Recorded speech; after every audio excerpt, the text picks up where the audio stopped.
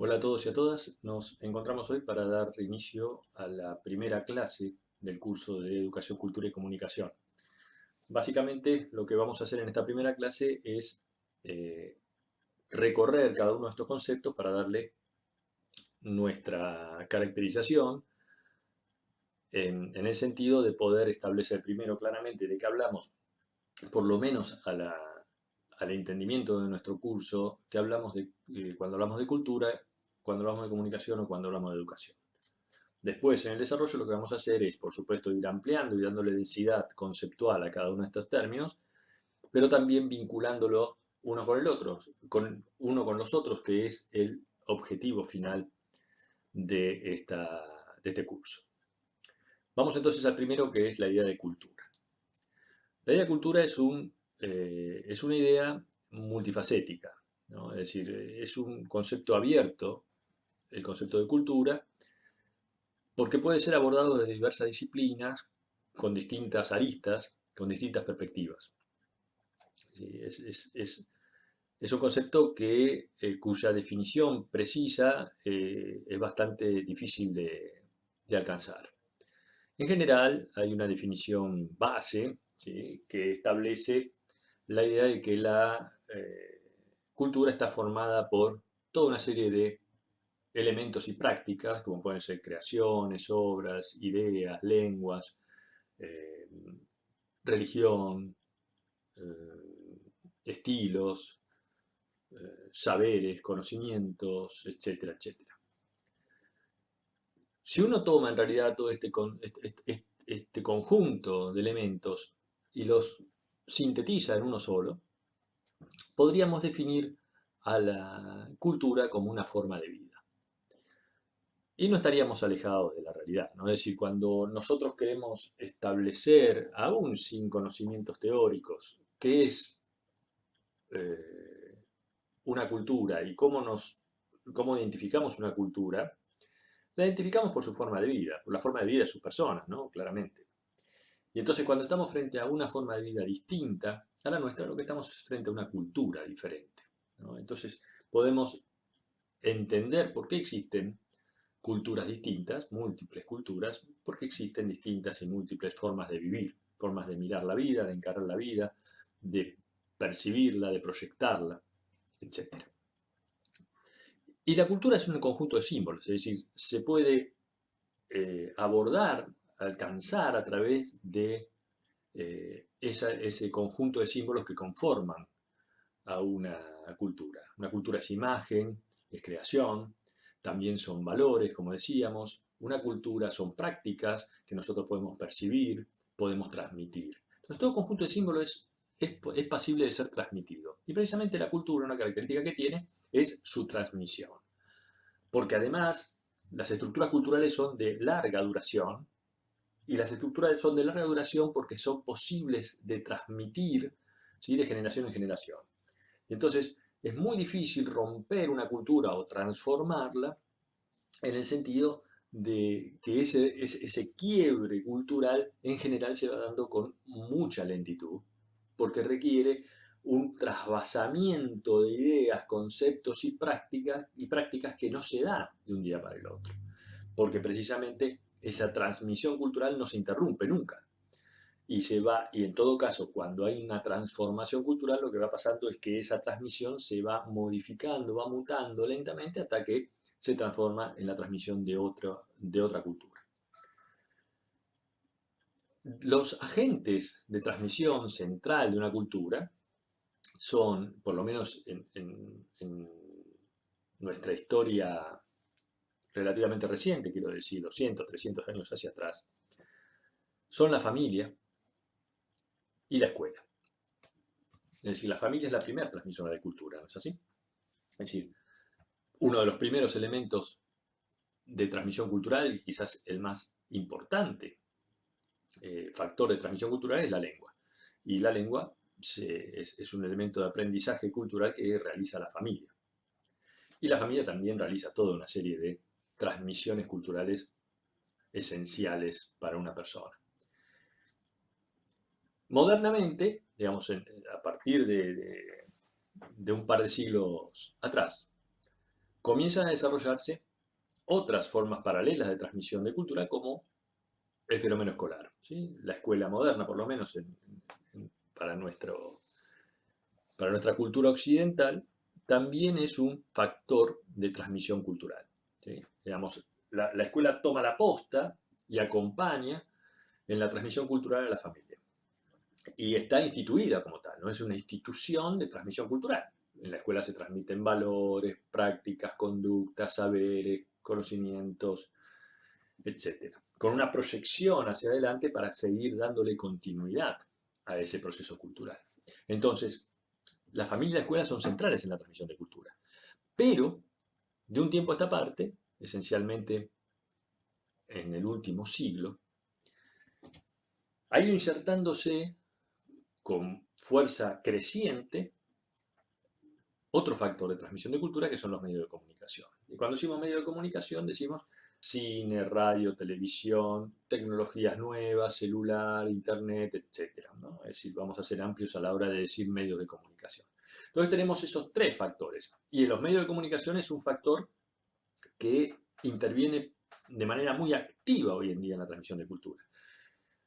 Familia y escuela eran aliados en la transmisión de cultura. En cambio, el medio de comunicación de algún modo se inserta entre familia y escuela, ¿sí? Generando ciertamente un funcionamiento a veces disfuncional en la transmisión de cultura con respecto a lo que quiere la familia o con respecto a lo que quiere la escuela.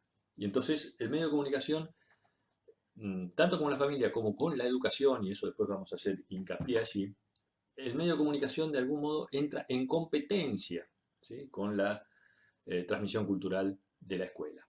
De hecho, comienza su tarea mucho antes que la escuela. Porque si un chico llega, a una chica llega a la escuela a los 4 o 5 años, a los 4 o 5 años ya tiene varios años, ¿sí? De ser receptor de un medio de comunicación. Un niño hoy, a muy temprana edad, comienza a vincularse con el medio de comunicación y sus contenidos. Y entonces esos contenidos de los medios ya hacen que exista una enorme transmisión de cultura que los medios hacen a un chico o una chica muy chiquitos, muy pequeños. Y que cuando llegan a la escuela ya llegan culturizados, en parte por esos medios de comunicación. Entonces ahí tenemos tres factores que hacen a la cultura muy marcadamente. Bien, hemos definido de algún modo, ¿sí? De manera rápida, el fenómeno cultural. Vamos ahora a insertarnos en un concepto que quiero visitar, que es el de multiplicidad cultural. En este caso nos vamos a enfocar en la tarea de un sociólogo británico llamado Terry Eagleton, que analiza este fenómeno, ¿sí? El fenómeno de la cultura y la multiplicidad cultural. Terry Eagleton manifiesta que en el actual modelo cultural estamos en presencia de un valor especial que se le atribuye a la diversidad, ¿sí? La diversidad, dice Eagleton, es un valor superior. ¿Superior a qué? Superior a la unidad cultural. Es decir, la modernidad, el proceso cultural que fue decayendo a fines del siglo XX, le daba un valor muy particular a la unidad cultural. En cambio, ¿sí? Los modelos culturales actuales, bien asentados en el siglo XXI, ¿sí? La posmodernidad, sinónimo de hipermodernidad, por ejemplo, nos dan una idea de un valor superior a la multiplicidad de culturas y su diversidad. Lo que plantea Eagleton es cuestionar si ese valor absoluto de diversidad, es decir, de poner la diversidad cultural o la diversidad como concepto por encima de conceptos más unitarios y más unificadores, por eso él relaciona la idea de la unidad como solidaridad, ¿no? Es decir, la idea de mantener cierta unidad del colectivo, ¿sí? Social detrás de una cultura más o menos unificada. la idea de la diversidad él la cuestiona como valor absoluto, ¿no? Y se plantea entonces esa pregunta, ¿la diversidad es un valor absoluto? Y la respuesta que él hace es que no. Digamos, vuelvo a decir, estamos hablando del autor Terry Eagleton. Él manifiesta que no todo lo diverso es diverso, perdón, es bueno por ser diverso, ¿no? Entonces dice, una opinión no es merecedora de respeto solo por serlo, digamos. A ver, el terraplanismo. Es decir, si una persona dice que la Tierra es plana, es una opinión, claramente, ¿sí? No está sentada en ningún elemento científico que lo vale. Pero la pregunta es, ¿esa opinión, ¿sí? Por ser diversa, es respetable? ¿No? Entonces, evidentemente la diversidad como valor absoluto, ¿sí? Debe entrar en cuestionamiento.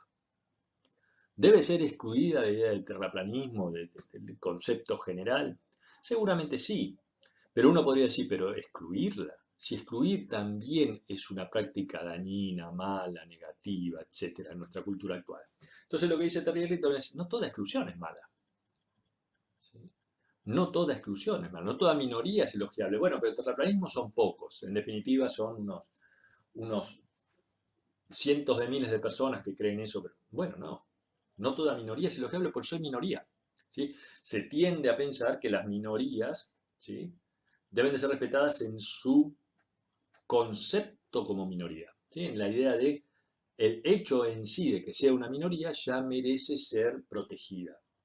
Entonces Eagleton dice, no, depende, ¿sí? Depende, porque debería analizarse primero qué hace a esa minoría una minoría y después ver si esa minoría es digna de elogio y eventualmente, incluso si no es digna de ser excluida. Por ejemplo, no sé, si tenemos una serie de docentes que expresan sus posiciones eh, antisemitas o nazis en una escuela, por ejemplo.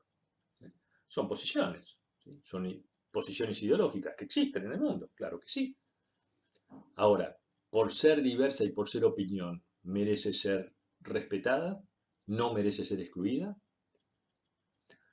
¿No? Es decir, lo que plantea Eagleton es muy cuestionador, ¿sí?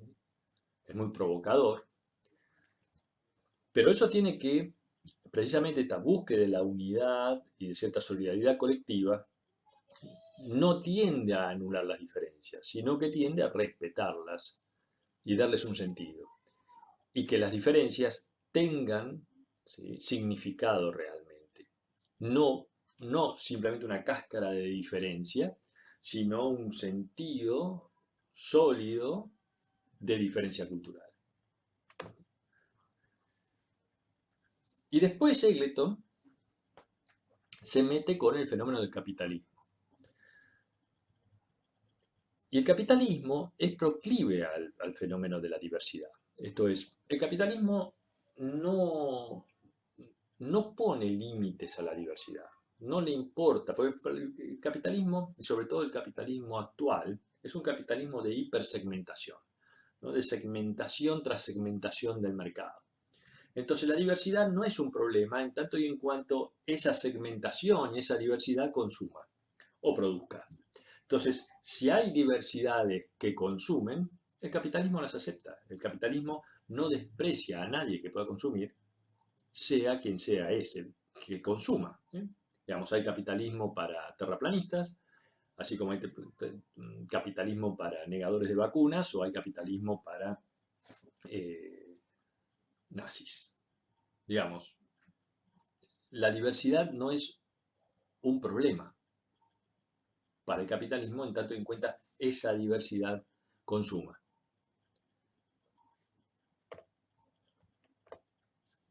Y finalmente, también siguiendo a Eagleton, nos involucramos con el concepto de culturalismo. La idea de culturalismo es una idea bastante presente en el siglo XXI, donde la cultura parece ser lo decisivo para definir todas las problemáticas que hacen al ser humano. Es decir, quiero decir esto. El culturalismo lo que promueve es de alguna manera que todos los problemas y todas las cuestiones que hace al ser humano tienen raíz cultural. Es decir, todo es explicable por la cultura. La pobreza, la desigualdad, las guerras,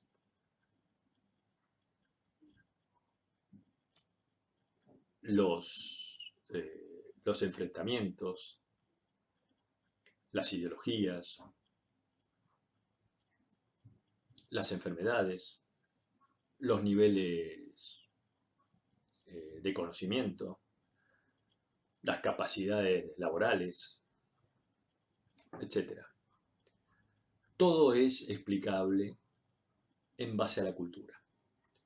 Lo que dice Eggleton es que esa visión que hace que todo sea explicable en base a la cultura, lo que hace es esconder las relaciones económicas y políticas por debajo de la alfombra, ¿sí?, del problema cultural.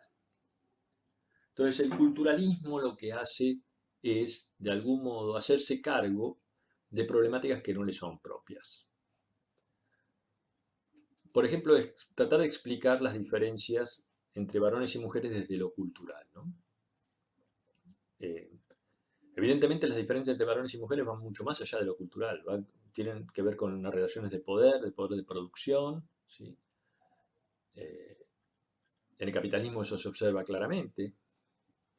Cuando uno analiza de qué manera se fueron dando los roles de varón y mujer en todo el proceso del industrialismo, va quedando en claro que tiene una raíz profundamente económica de separación de tareas para el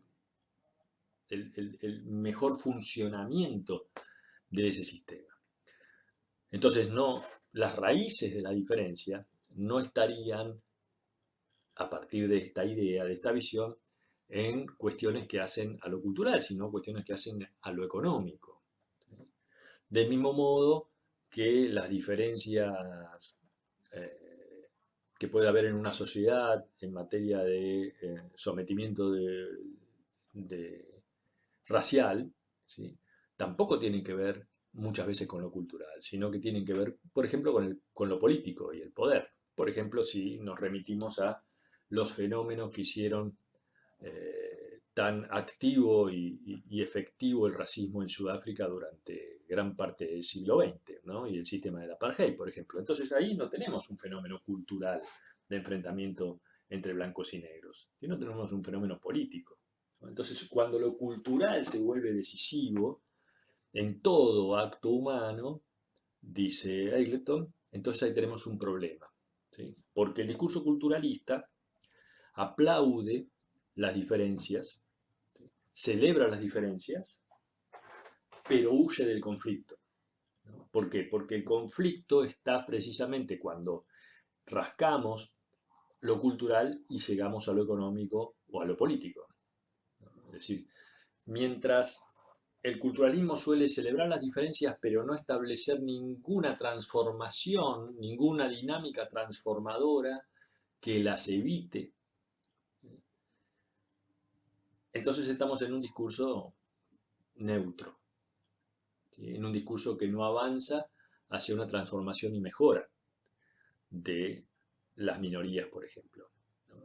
Es decir, el culturalismo celebra las minorías, pero eso no quiere decir que promueva su transformación en el sentido de darle a esas minorías un empoderamiento o una transformación que eluda, ¿sí?, su situación de minoría dominada o sometida. Ahí tenemos un discurso culturalista que repite de manera sostenida ciertas ideas como pluralismo, diferencia, diversidad, inclusión, que son conceptos que están en toda narrativa culturalista de hoy, ¿sí?, toda narrativa propia de la posmodernidad cultural del siglo XXI. Pero conceptos propios del discurso económico del capitalismo, como la lucha de clases, ¿sí? La desideología, la explotación, la desigualdad, no aparecen con igual fuerza en la narrativa.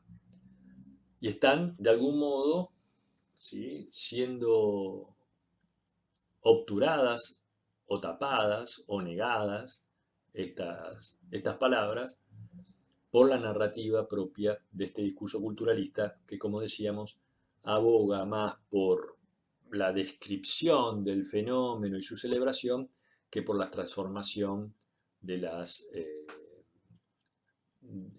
consecuencias negativas que todo este proceso de diversidad tiene detrás. Y finalmente lo que busca el capitalismo, en definitiva, es hacer de su modelo económico una forma de vivir. ¿Sí? Dice Eggleton que la cultura es una herramienta de poder, pero también de contrapoder. Es decir, la cultura es ese poder blando, ¿sí? que no necesita de las armas para imponerse, se impone por su transmisión, por ejemplo, a través de las escuelas o a través de los medios de comunicación actualmente,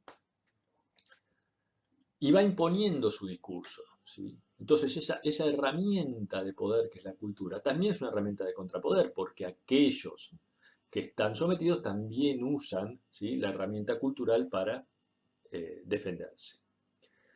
Pero dentro de esta herramienta de poder, el capitalismo ha logrado manejar esta herramienta de poder cultural de una manera fabulosa. Y hoy, en el siglo XXI, capitalismo y cultura se han unido en una misma cosa. ¿Por qué? Porque el capitalismo se ha transformado en una forma de vivir, ha dejado de ser un sistema económico meramente dentro de la estructura cultural, para transformarse en algo así como la propia estructura cultural. Nuestra vida actual, nuestra forma de vivir hace que todo sea comercializable, todo es comercializable, todo es comprado y vendido en nuestra vida.